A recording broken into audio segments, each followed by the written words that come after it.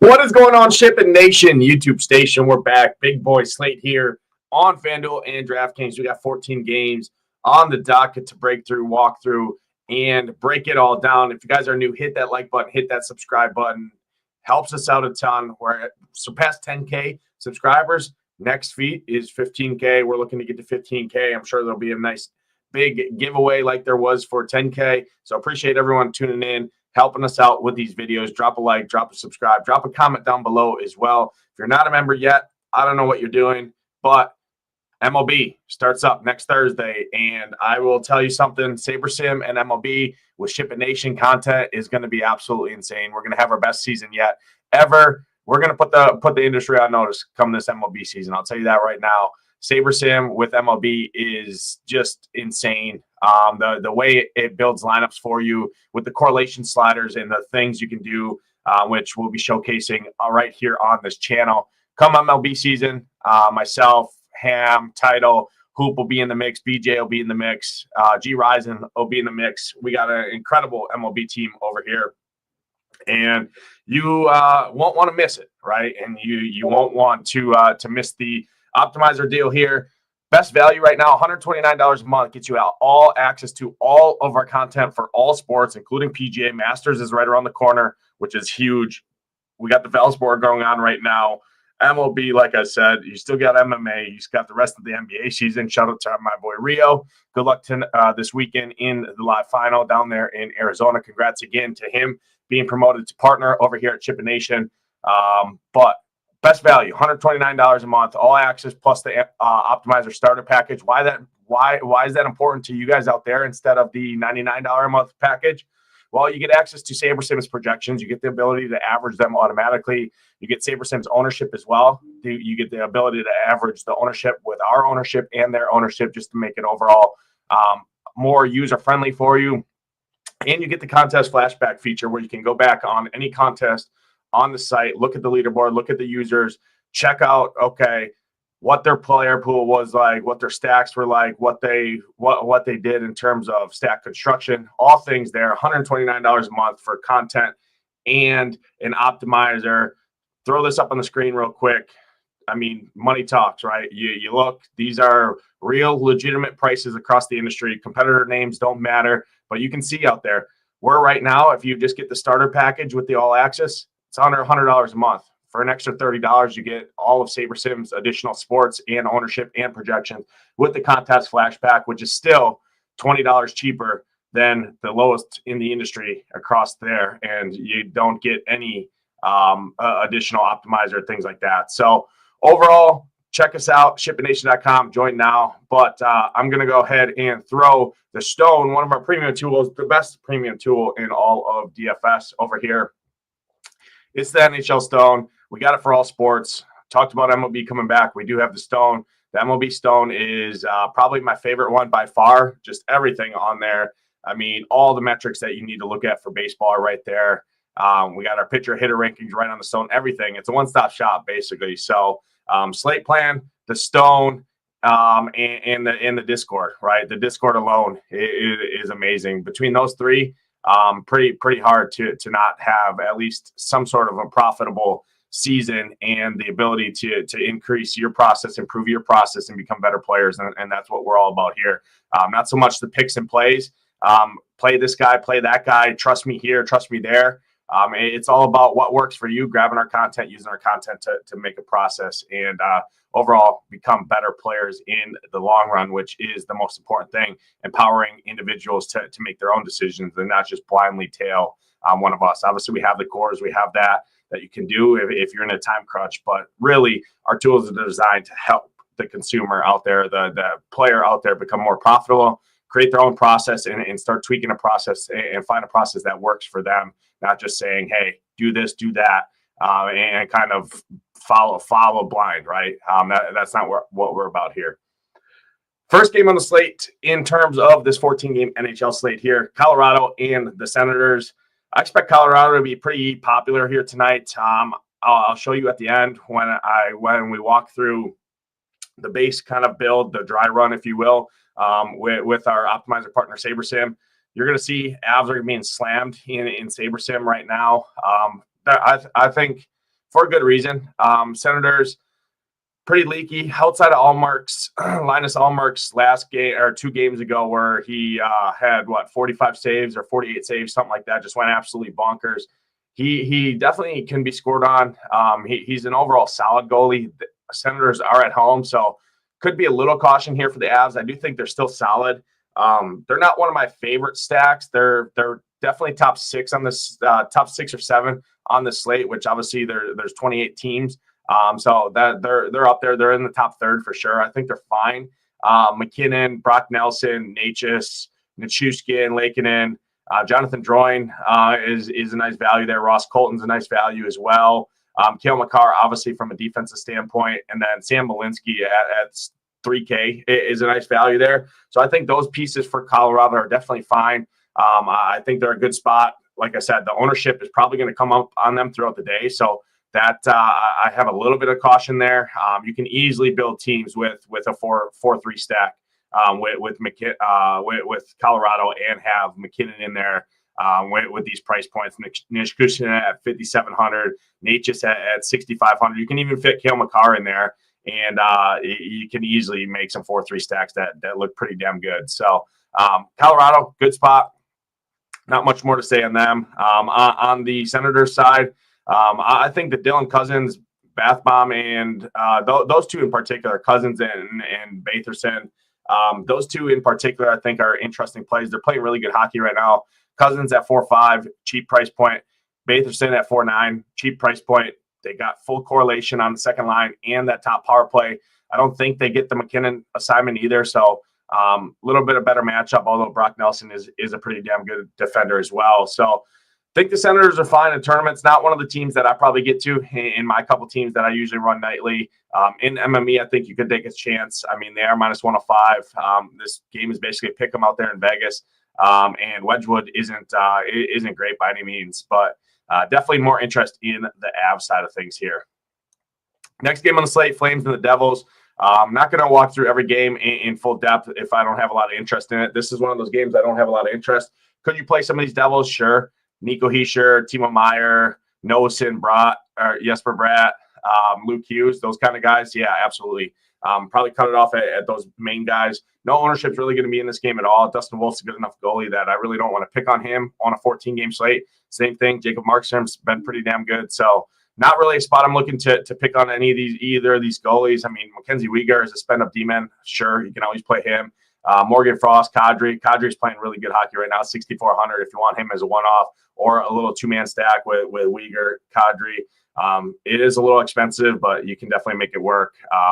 But not a game I'm really interested in too much from a DFS perspective.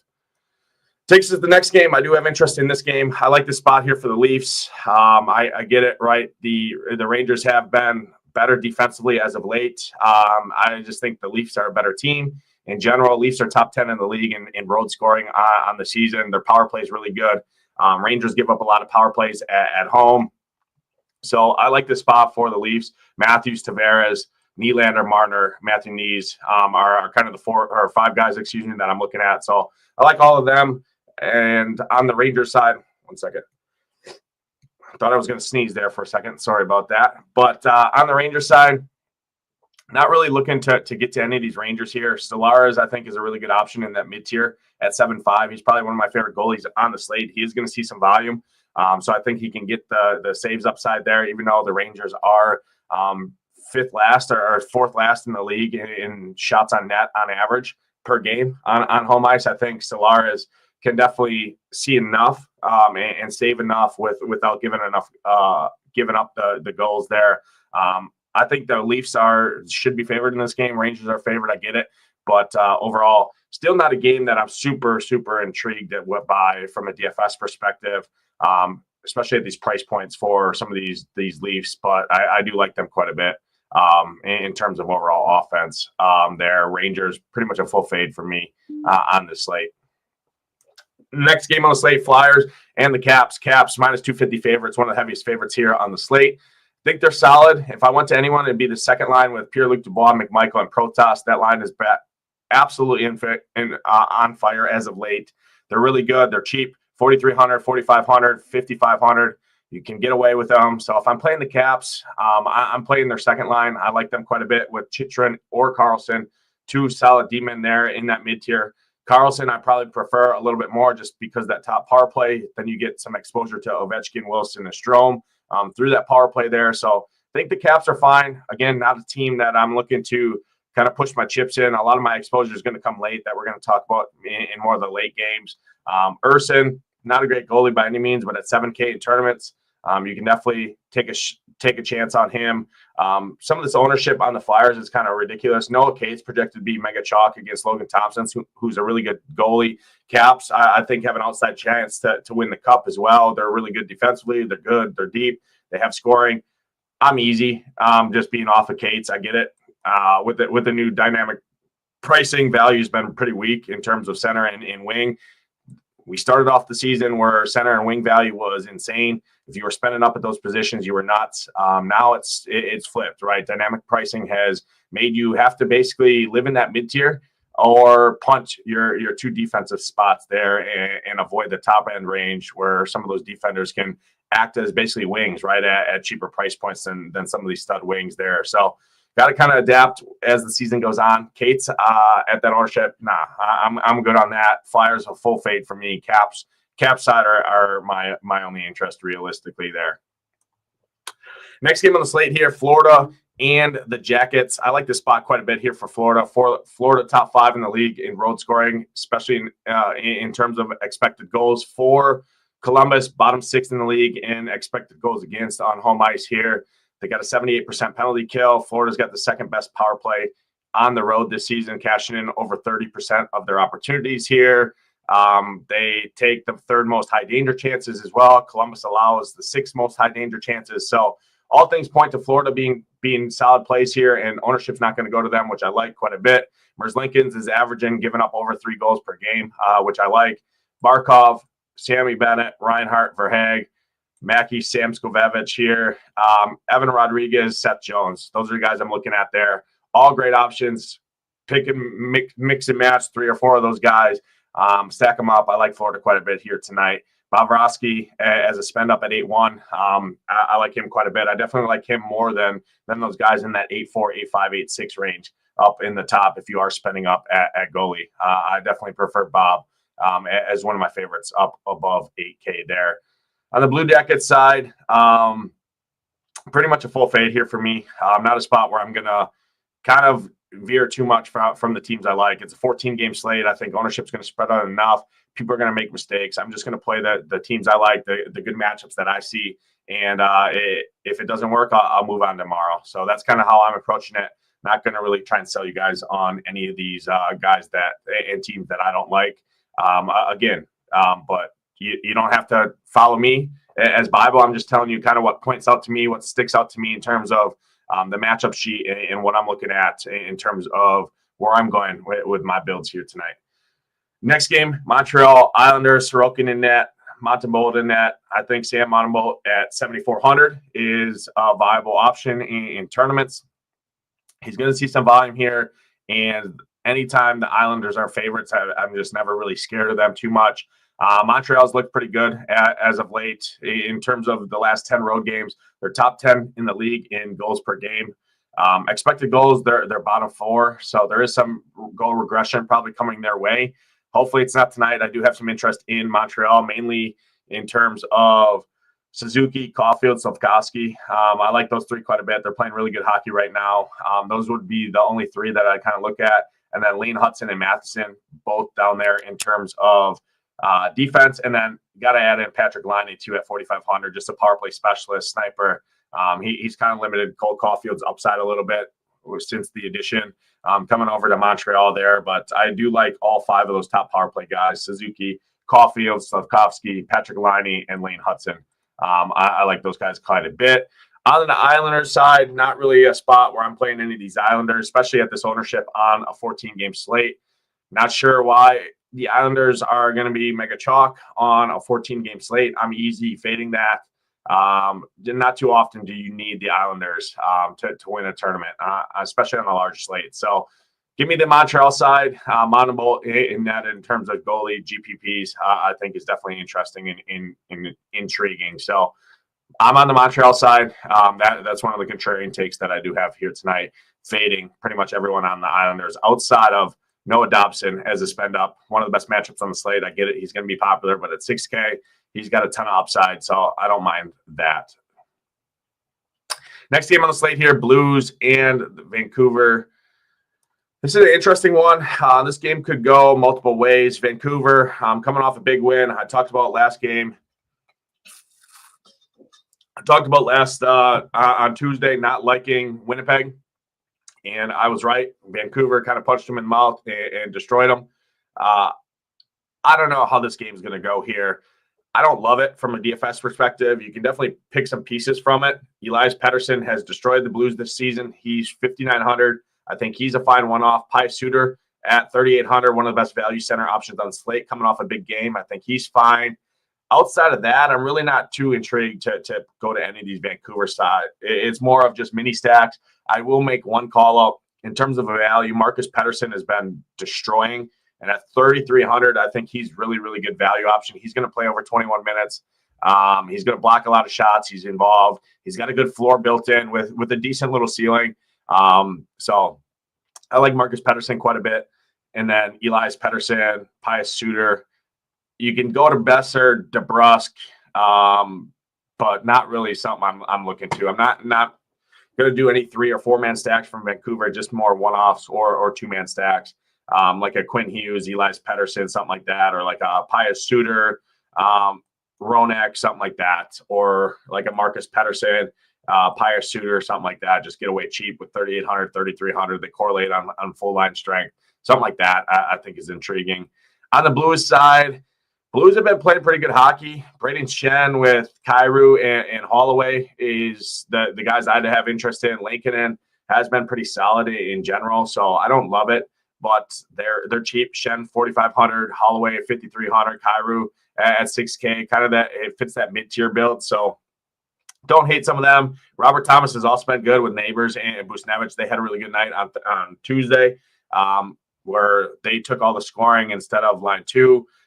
So line 1 or 2 for Blues are fine. Not one of my favorites, but I think they're definitely playable. I like them more than quite a bit of these teams on this slate. So a little boost to the Blues, but again, not a game that I'm really too intrigued with. Takes us to the next game, and now we're getting into some of the games that I like. I like the Predators here at home. It wasn't Forsberg Tuesday. Maybe it's Forsberg Thursday here. I hope so. The only way that goes south is Lucas Dostal, 7,300. You can always play him, like I say, every single time he's on the slate. He's a really good goalie. He's got really good history against the Preds in his limited starts against them. However, if it's not the good Lucas Dostal, and it's the Dostal that we've seen over the course of the season and as of late, he came onto the season really, really strong, really good, kind of owning the chalk. Now he's kind of drifted a little bit.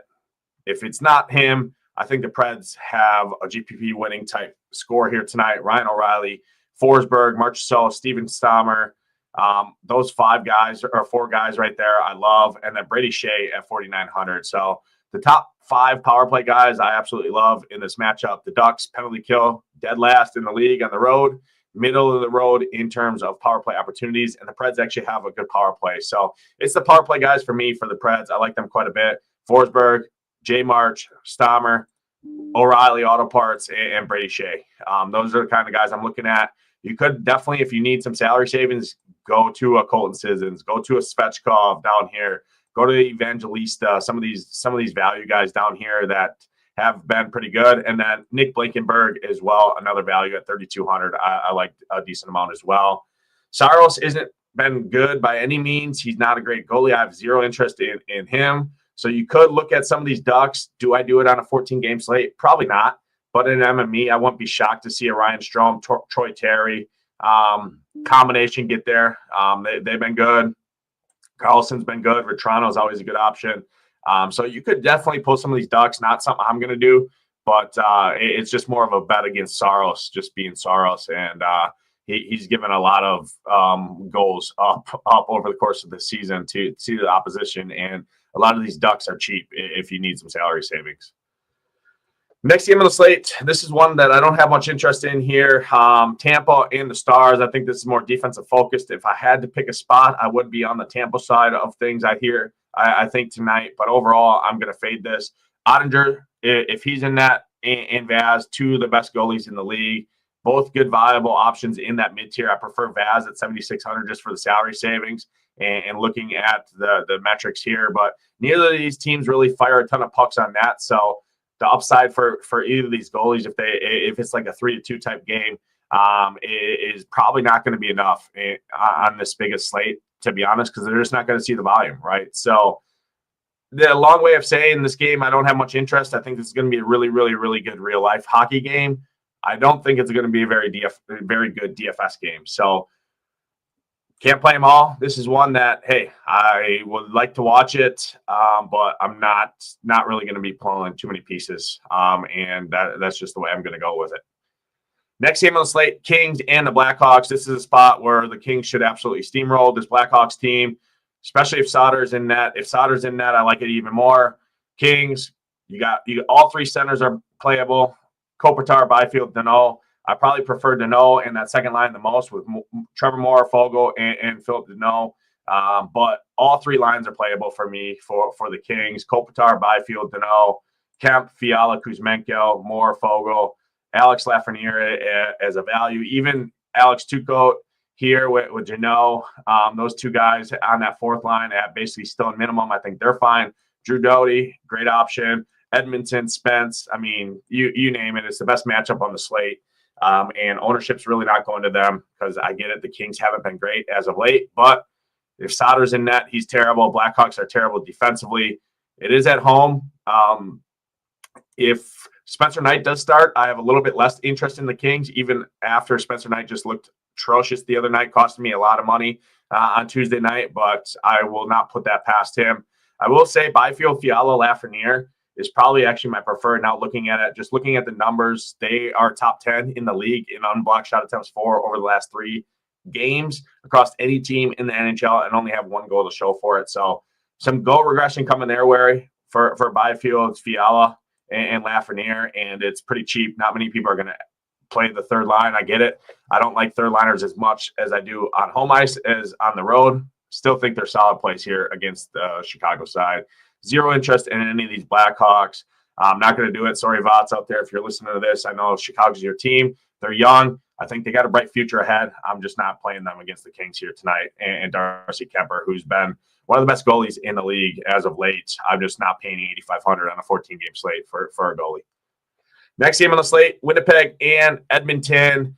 I think Winnipeg bounces back here. Winnipeg, like I said, I didn't like them Tuesday night. I do like them here tonight against Stuart Skinner and Edmonton, who plays zero defense. No interest in the Edmonton side. Connor Hellebuck, one of my favorite goalies on the slate. I think he destroys. I think Winnipeg wins this game. And what does Edmonton do? They just blindly fire pucks on net. Some of them happen to go in, but when you got a brick wall like Hellebuck in net, who's been probably the best goalie in the league this season at 7,500 in that mid-tier, I mean, I could see a 30-plus point game come from Connor Hellebuck here tonight. He is my top goalie on the slate. Mark Scheifele, Kyle Connors, Ehlers, Velarde, like all 5 of those guys. Nemesnikov with Perfetti, very, very cheap 2-man stack there. Throwing at Ehlers, you get that second line, very, very low owned. I love the Jets here tonight. You got Sandberg as a good option. Josh Morrissey is a good option. DeMello as a punt option there. Overall, love the Jets. I think the Jets win this game. Hellebuck, my favorite goalie. Jets, one of my favorite stacks of the night. Fading the Oilers side here tonight. I'm even fading these defensive guys. I'm not chasing that home after the mega outlier game. 4,500. I get it. He's going to play a ton of minutes. He's viable, but I'd rather just take a chance elsewhere.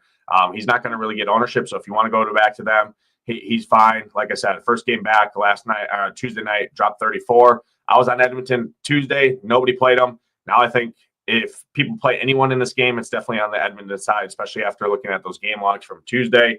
I'm jumping off the wagon. Edmonton made me and Shalhoub out there a ton of money on Tuesday. Now we're going to make a ton of money against Edmonton here tonight, hopefully with the Winnipeg side of things.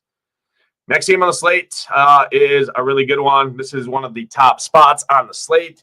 Ownership also looking like that. Utah should absolutely steamroll the Sabres here.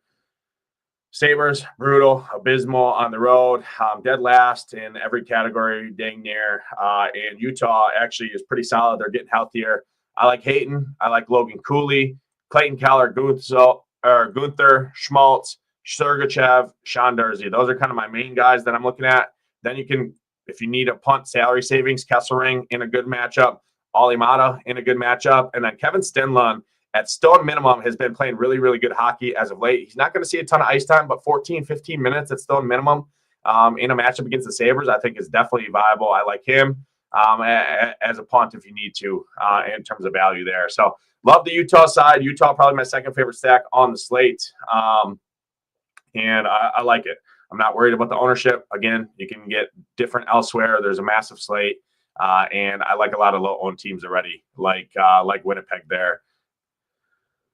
Boston and Vegas. This is another spot I like quite a bit here. Vegas should steamroll Boston as well. Boston terrible on the road. Vegas really good on home ice. One of the best teams in the league. Jack Eichel, Tomas Hertl, Dorofeev, Barbashev, Stone, all great options. And this third line, do not sleep on this third line with William Karlsson, Riley Smith, Nicholas Roy. Nobody's going to play line 3 for Vegas.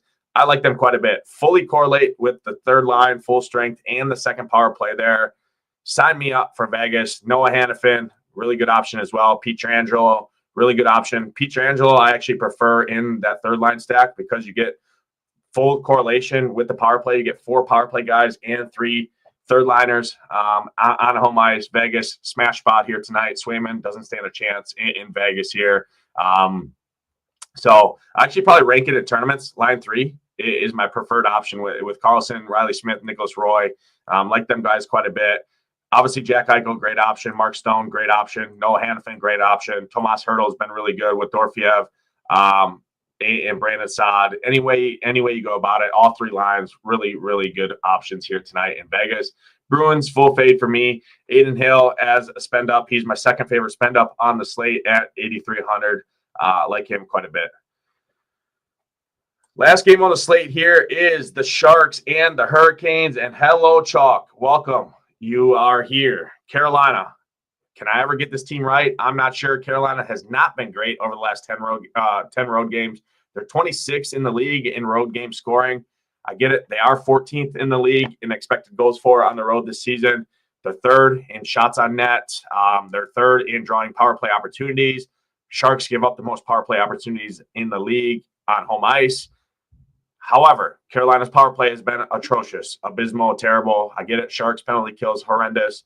They give up a ton of high danger chances. The Hurricanes on the road are the best team for Corsi, 4 per 60 minutes, sitting at 72.1%. I mean, Carolina should roll this team. It's the only issue in terms of DFS and why this matters is it's hard to pinpoint it. Where the scoring is going to come from. Aho, Jarvis, Blake are great options. Obviously, I like them quite a bit. Stahl, Stankoven, Martinuk are as value options, are good options. And then my preferred option here tonight is actually going to be Kotkaniemi with Roslovic and Taylor Hall. Like all those guys, line 2 for me first, then line 1, then line 3 is kind of how I rank them. Ghost Messier, if you're going with that power play stack, good option. Brent Burns at 5.5 as well. Another good option. That's the stone. That's all the games. Let me go ahead and share SaberSim here real quick. Again, $129 a month does get you access. This is the highest plan. So if you're looking and you're playing DFS, multiple sports, and you want access to the Sims and you want access to all of the additional features that you get, like I said, where you get autofill, direct fill, you can run contest sims based off of tournaments. So obviously when I have to upload my entries in here, I can contest sim these lineups. And basically why that's important is you can enter your lineups for the desired contest, and SaberSim is automatically going to assign this lineup gives you the best chance at ROI in selected contest A, etc. So you can sort by win rate, cash rate, all of this. I typically do cash rate or ROI in terms of my single entry stuff. If I'm looking in more larger field GPPs, I might go by win rate just to give me a better chance at the top. If I'm right, I want to be right in the best way and the biggest way possible. But you can do this. So if I just sort by ROI here for the 10K, you're going to see some of the stuff is going to change after this is done processing, and this lineup will change based on what I tell you there. So this is the ultimate plan. $297 a month does get you access to this for the first month. As you can see there, lineup did change to a big Toronto stack there, which I talked about liking Toronto earlier. But just going back to, let me just go back to Sabre Score, large slate, 1K to 10K entrance. And I just want to show you what this looks like in terms of team stacks. So when I change this back, you saw Ottawa, Colorado, Toronto, Columbus when I sorted by sim ROI for the flagship tournament. Now when I go back to just large slate and Sabre Score, this is where I was talking about Colorado, Washington, Utah. Those three are up there. Carolina, Islanders. Why I like this is because some of those teams that I like down here, Nashville, no ownership. Love that a ton. Winnipeg, no ownership. Love that. Talked about these teams down here. Toronto, no ownership down here. Love that. So this is kind of why I run base builds and kind of look at the slate. So naturally, I have more interest in some of those teams that I already talked about there. Vegas, no interest, or no really interest in terms of the optimizer, but I love them. So I like that a ton. Kings down here, not getting hit in the optimizer builds. Love that. So overall, really think SaberSim is the end-all be-all for, I mean, it is the best optimizer in the business. There's a reason. Majority of the top pros in all sports use SaberSim as their optimizer. Come join us now. Time is now. Package breakdown right here. $129 a month. Like I showed, you get to access to the starter package where you get all the sports SaberSim offers, their projections, their ownership, combined with our projections and ownership and content on the site, including the stone for all of our sports. And you get the access to the contest flashback. That starts at $129 a month. If you want the Sims, like I showed on my package, I have the Sims package. It's $297 for the first 30 days, and then I believe it goes to $330 a month after that. Shalhoub's been using it. He's been shipping left and right in the NHL streets, and he's never played NHL before this year. So shout out to him one more time. Shout out to everyone in the Discord that's been sticking with me throughout this NHL season. We've had a very, very good season. Multiple six-figure hitters, multiple five-figure hits out there. And we all know NHL prize pools typically aren't flashy, but when they are, we have been cashing in on them. So come join me now. Just to one last time compare across the industry there. $150 at competitor A, $194 at competitor B, $268 competitor C, and $299 at competitor D. We could beat competitor D if you even get the highest SaberSim access pass, which is the ultimate there, $297. But if you get the best value, like I showed you, $129 a month, that beats every competitor across the industry. These are real prices out there. Go check them out for yourself. I believe the time is now. ShipItNation.com. Join now. MLB starts up next week, a week from today, and we'll have you covered all throughout the season. MLB and SaberSim are incredible together. That's going to do it for this quick hit breakdown. ShipItNation.com. Join now. Appreciate everyone tuning in. Hit that like button. Hit that subscribe button on the way out. Good luck tonight in those contests. Hope to see those Ship Nation logos at the top. For myself, Nate. Let's ship it.